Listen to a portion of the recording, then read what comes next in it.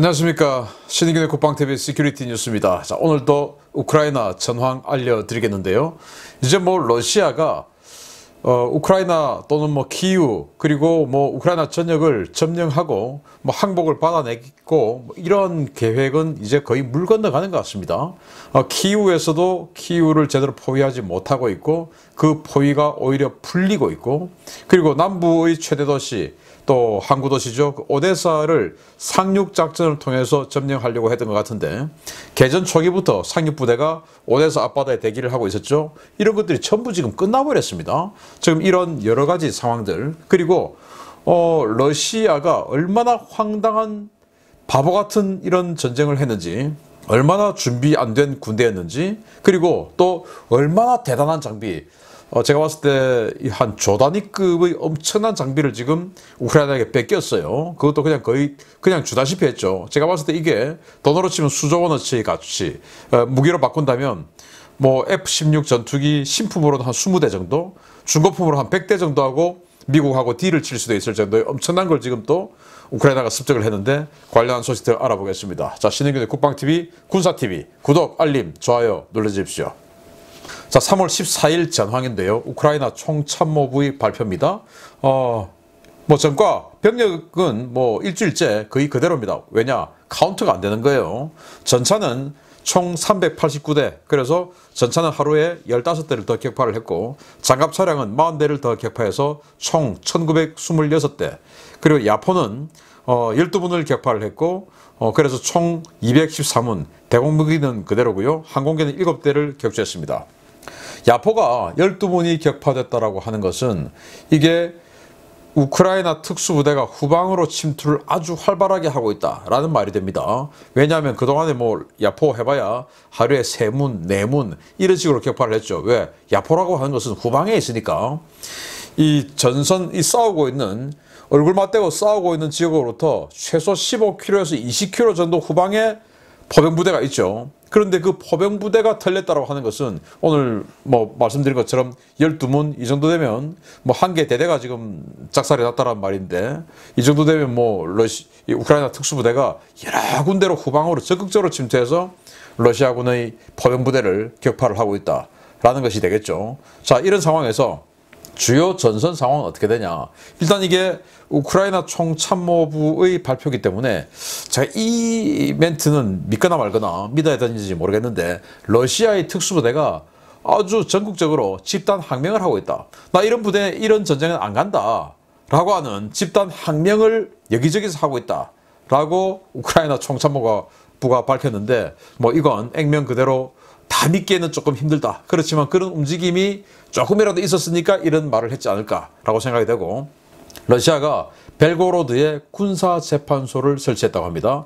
벨고로드가 어디냐 하면은 이 하르키우에서 북쪽으로 올라가서 러시아 영역이죠. 그 러시아 영내에 군사재판소를 설치했는데, 그 이유는 뭐냐? 탈영병이 워낙 많아서 그 탈영병들을 다시 잡아온 그 탈영병들을 군사재판 한다는 겁니다. 그래서 지금 전쟁 중에, 전쟁 보름밖에 더 지나지 않았는데 군사재판소를 설치해야 할 정도로 전쟁범죄, 즉 탈영범죄가 어마어마하게 많다라는 것이 되고요.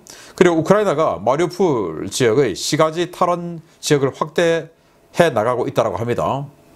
마리우폴 지역에 완전히 이 아조프 연대가 고립되어 있었는데, 여기에 36 해병 여단 그리고 59 기계화 여단이 진입을 시도를 했는데, 이 중에서 36 해병 여단이 포위망을 뚫고 마리우폴로 들어가는 것에 성공을 했다고 해요. 그렇게 해서 아조프 연대와 연합해서 이 포위망을 풀고 러시아군을 격퇴를 해나가기 시작했다라고 우크라이나 총참모부가 밝혔습니다.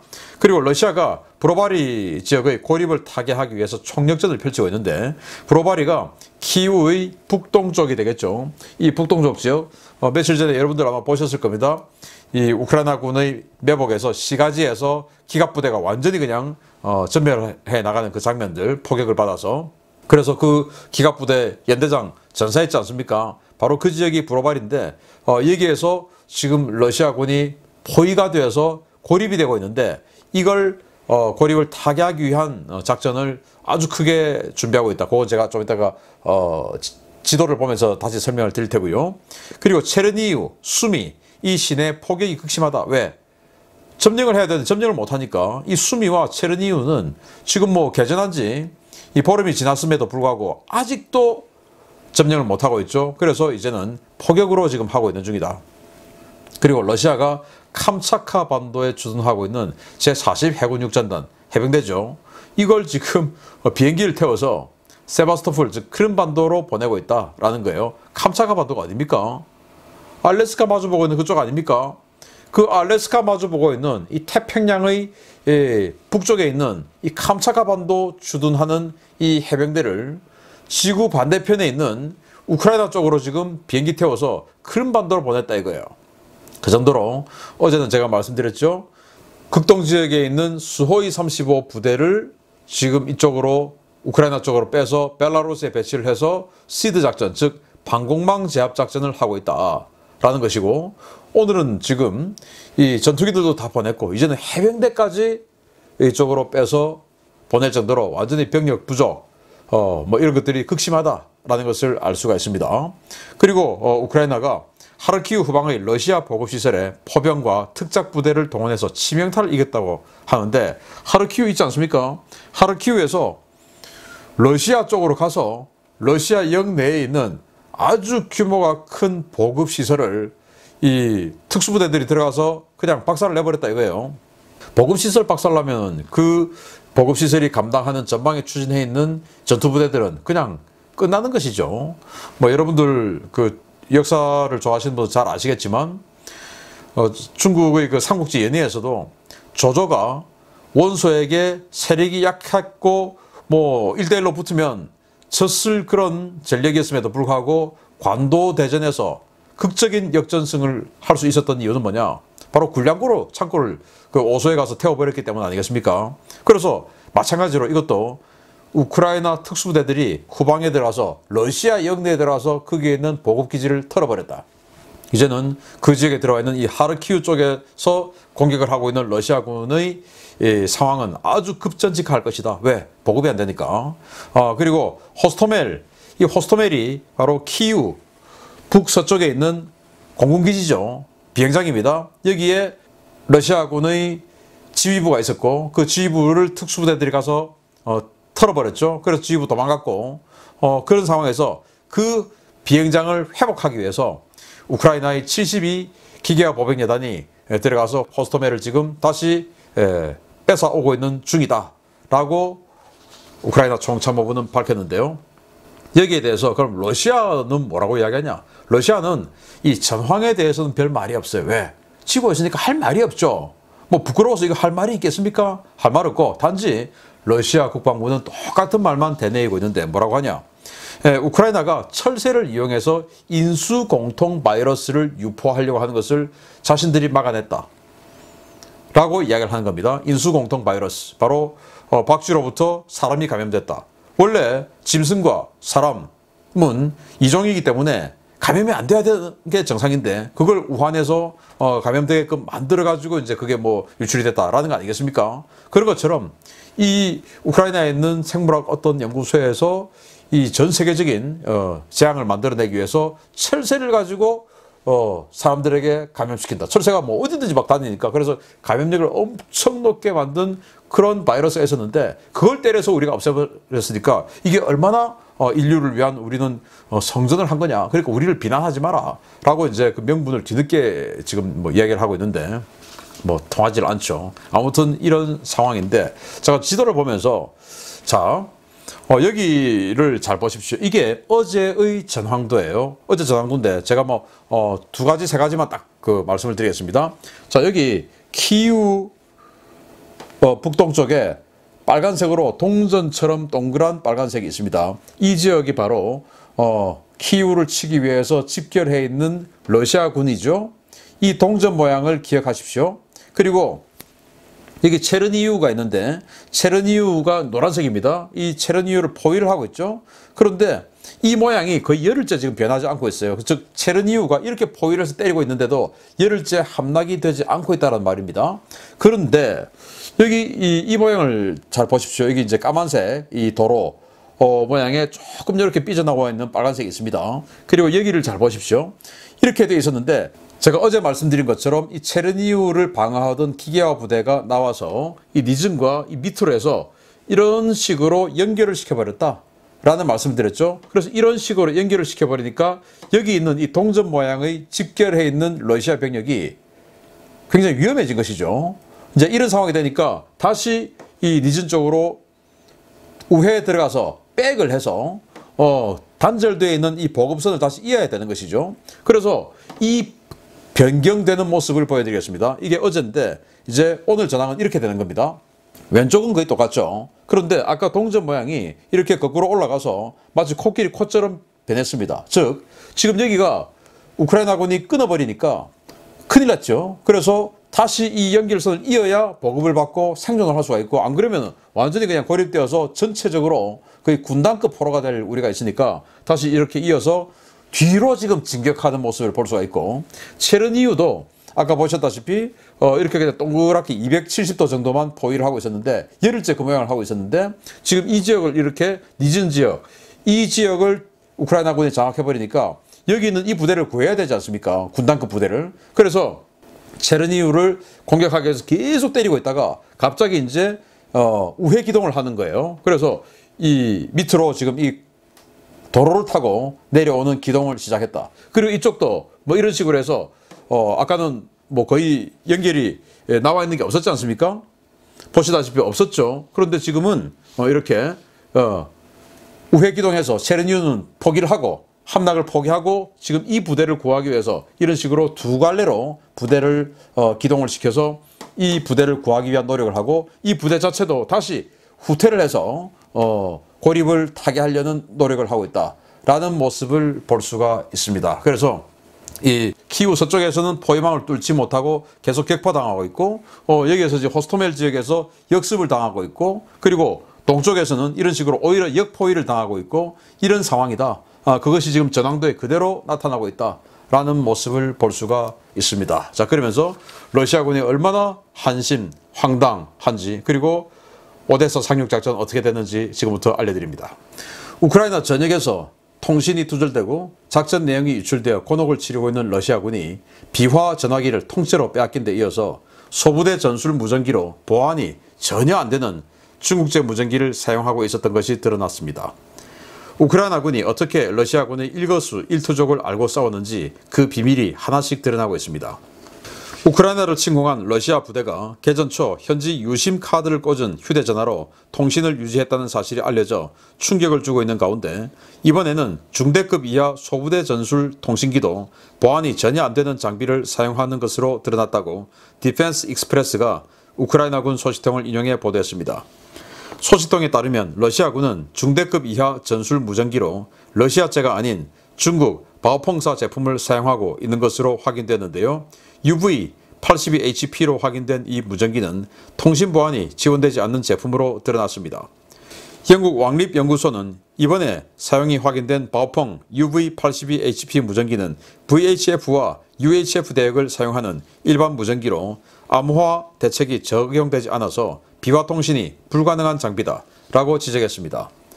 실제로 이 제품은 근거리 통신용 상용 무전기로 시중에서 6만원대에 구입할 수 있는 물건인데요. 사용 주파수가 모두 공개된 상용 제품이기 때문에 얼마든지 도감청이 가능한 제품임에도 불구하고 러시아는 해당 장비를 중대급 이하 소부대 전술 무전기로 대량 보급해서 이번 전쟁에 투입하고 있습니다. 우크라이나는 노획한 차량과 전사한 시신에서 무전기와 CEOI, 즉 통신전자작전지침 문서를 획득해 러시아군 일거수 일투족을 감시하며 전투를 해오고 있었는데요.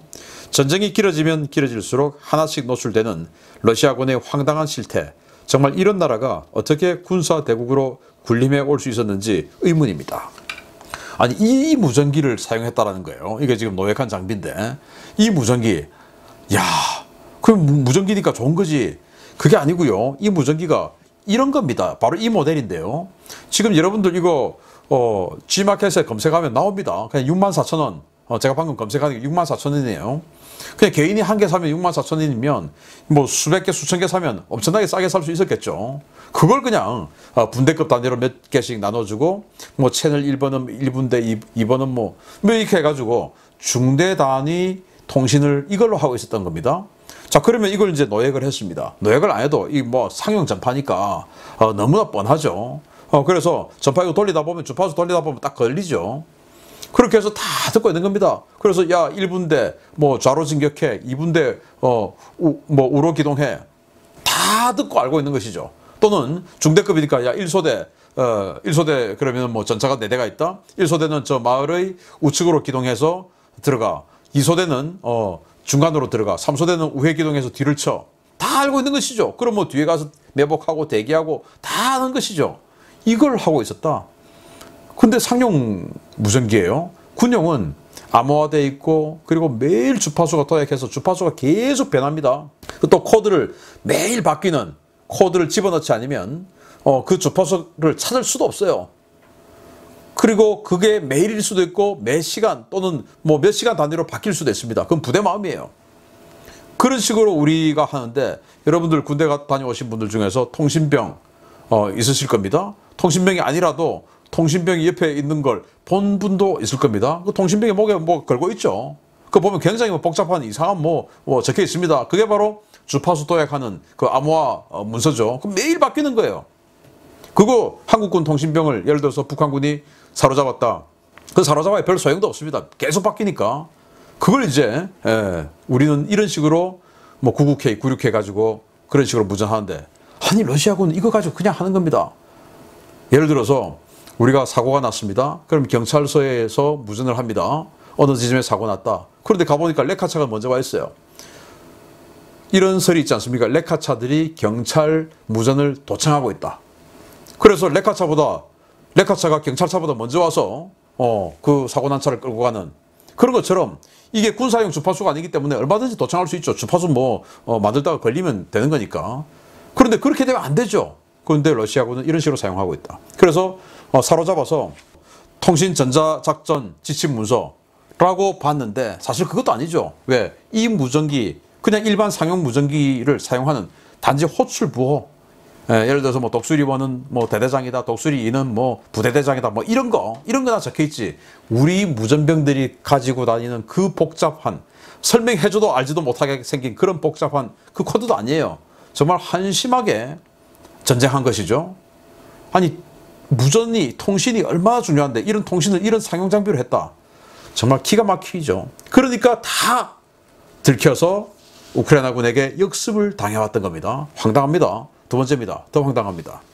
러시아가 이제 막 작전 배치를 시작해 나토에서도 1급 경계 대상으로 지목했던 최신형 전자전 장비가 우크라이나군에 고스란히 노획되어 곧바로 우크라이나군 장비로 실전 투입됐다는 소식입니다. 미국과 나토 각국이 상당한 반대급부를 주고 이 장비를 가져오기 위해 치열한 경쟁을 벌일 것으로 보입니다. 우크라이나군이 러시아군이 사용하던 보리소글랩스크-2 전자전 시스템을 손상 없이 고스란히 노획했으며 일부 장비 조정을 거쳐 자국군에 재취역시켰다고 우크라이나군 총참모부가 현지 시각 3월 13일 밝혔습니다. 지난 2016년 초도 배치를 시작으로 러시아군의 군단급 부대의 주력 전자전 장비로 납품되고 있는 이 장비는 아직 러시아군에도 30대가 채 납품되지 않은 최신 장비로 전력화 직후에 미국과 나토의 큰 관심을 받았던 제밍 시스템입니다. 이 장비는 개전 이전에도 돈바스 외곽 지역에서 우크라이나군의 통신과 항법 장비, 전술 데이터링크 시스템을 먹통으로 만들어 악명이 자자했던 장비인데요. 미국과 나토는 이 전자전 장비가 F-35의 전자전 시스템에도 영향을 줄 수 있을 만큼 높은 성능을 갖춘 것으로 보고 이 장비에 대해 우려해온 바 있습니다. 러시아는 보리소글랩스크-2 시스템을 북부 칼리닝그라드에서 남부 라고베센스크까지 국경을 따라 배치하고 있었는데요. 러시아 측은 이 장비가 적의 위성통신과 무선 항법 시스템을 먹통으로 만들고 전술적 단위의 지휘 통제 시스템을 무력화시킬 수 있는 강력한 제밍 능력을 갖추고 있다고 주장하고 있습니다. 러시아군은 이 같은 전략적 고가치 자산을 개전 초기부터 전선에 밀어 넣었다가 화염병 공격을 받는가 하면 아예 생채기 하나 없는 상태로 우크라이나군에 노획당하는 등 온갖 수모를 겪고 있는데요. 꽤 쓸만한 전략 자산을 획득한 우크라이나가 이 자산을 가지고 서방 측과 어떤 딜에 나설지 주목됩니다. 뭐 이겁니다. 지금 이 모습은 러시아군의 홍보 사진인데요. 과거 전쟁하기 전에 이 차는 뭐 장갑차 이거 뭐 별거 없는 구형 장갑차인데 여기에 있는 이 안테나들, 이 장비들입니다. 이게 상대의 항법 장비가 사라지면 순항미사일이 내가 어디로 가야 될지도 모르고 F-35가 레이더를 침묵한 상태에서 비행을 하는데 항법 장치가 먹통이 되면 내가 어딘지도 모르고 정말 무서운 거죠. 통신, 전파 전부 째밍시켜버리고 먹통 만들어버리고 이런 장비예요. 그게 통달거리가 최저 50, 최대 100km. 그러니까 100km 반경에 지름으로 치면 그렇게 되면 200km가 되죠. 그 200km 지름, 100km 반경에 적의 모든 통신을 무력화 또는 약화시킬 수 있는 이 능력. 얼마나 대단한 장비입니까? 이걸 러시아군이 두 대를 밀어놨다가 개전 초기에 중심 깊숙하게 그냥 뭐 우크라이나군이 전부 항복할 줄 알고 쑥쑥쑥쑥 들어간 거죠. 그래서 한 대는 화염병 맞아갖고 불타버리고 한 대는 이렇게 기름 떨어져서 그냥 놔두고 간 겁니다. 그걸 그대로 우크라이나군이 취득을 해서 이렇게 자랑합니다. 이거 우리 주웠어. 그런데 고맙게 잘 쓸게. 니들 통신 먹통 좀 당해봐. 하고는 지금 이렇게 자랑을 한 겁니다. 그런데 저는 제가 봤을 때 우크라이나가 이거 자랑하지 말고 그냥 아주 깊숙한 곳에 숨겨놓았다가 전쟁 끝나고 미국이나 나토를 상대로 딜을 좀 하는 게 어떨까. 왜? 이걸 이제 러시아가 뺏기면 여기에 모든 암호화 코드가 다 있을 것이고 러시아군의 전자전 시스템이 전부 여기에 단어가 있을 것인데 이걸 미국에게 뺏기면 이제는 러시아는 전자전 시스템, 통신 시스템 모든 걸 다 바꿔야 돼요. 어마어마한 피해를 입게 되는 것이죠. 완전히 그냥 통신 시스템 갈아엎어야 되는 겁니다. 이거는 거의 조 단위, 수조 단위의 가치예요. 이걸 뺏겨버린 겁니다. 생긴 거 이렇게 허접하게 생겼지만. 그래서 미국에게 나중에 F-16 전투기 새거 한 20대, 중고로는 한 100대 하고 딜을 쳐도 되지 않을까. 러시아 정말 기름 떨어졌다고 이걸 놔두고 갔습니다.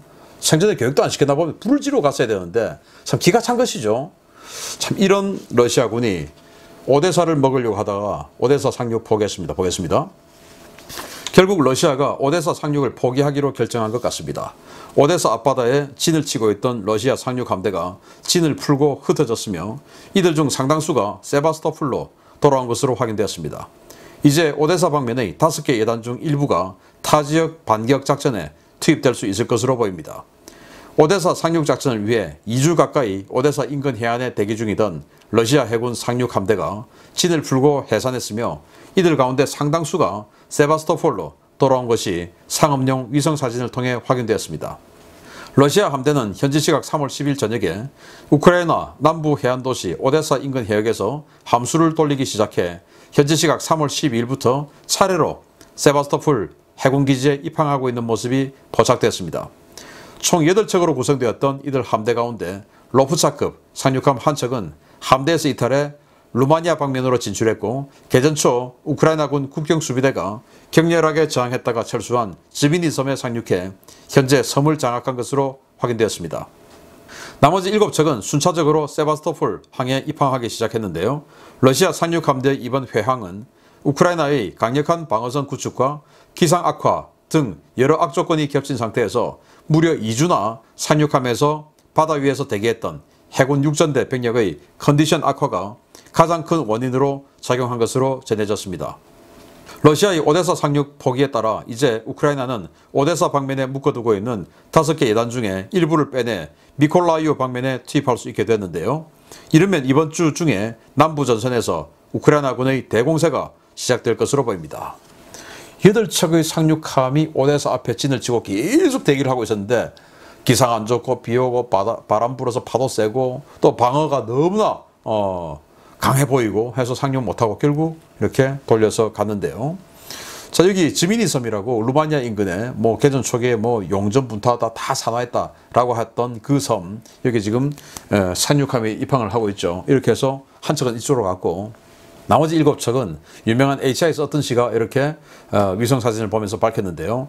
3월 10일 날 이렇게 함수를 돌리기 시작했다. 그리고 3월 12일 날 이렇게 세바스토폴, 크림반도의 세바스토폴로 입항하기 시작했다라는 위성사진을 HI 서튼이 밝히면서 이제 상륙작전 끝났다 당분간. 그런데 캄차카 반도에는 해병대가 지금 이쪽으로 오니까 지금 이 병력들이 산육함에 타고 바다 위에 2주나 떠 있었으니까 산육함에 평저선이니까 롤링 피칭이 엄청나게 많죠. 그래서 컨디션이 완전히 그냥 최악이고, 그래서 캄차카에서 온 해병대하고 체인지를 해서 상륙작전을 다시 할지 모르겠으나 어쨌든 지금은 포기했다. 그런데 오데사의 방어 모습을 보니까 이건 못하겠습니다. 자, 여기 보십시오. 대전차 방어 시설. 이걸 전차가 어떻게 타는 ቁ들 합니까? 이걸 넘어버리면은, 밟아버리면은 전차 궤도가 끊어져 버려. 박살나는 것이죠. 전차는 서면 끝입니다. 그리고 여기 타이어 펑크나게 철질려라고 예전에 했었죠. 이런 것들 다 있고. 그래서 자, 이 거리를 볼 것 같으면 전차가 여기를 어떻게 지나가겠습니까? 못 지나가죠. 그래서 전차가 딱 섰다. 이런 순간 화력 계획 다 잡혀 있겠죠. 후방에서 전차가 이 방어물 때문에 몇 대가 딱 서는 순간 뒤에서 후방에서 수 킬로미터 후방에서 엄청난 포격, 박격포, 야포, 포격이 떨어지겠죠. 그리고 여기 있는 이 분홍색 건물, 여기에 사실은 엄청난 방어 화력이 있을 겁니다. 대전차 로켓, 대전차 미사일, 그리고 기관총, 이런 것들이 그냥 쏟아지겠죠. 또 이런 양가에 있는 병력 건물들 하나하나에서 또 저격이 RPG-7 날아오겠죠. 못 갑니다. 이런 건. 이 거리만 이렇게 했습니까? 거리마다 다 이렇게 해놨겠죠. 상륙 어떻게 하겠습니까?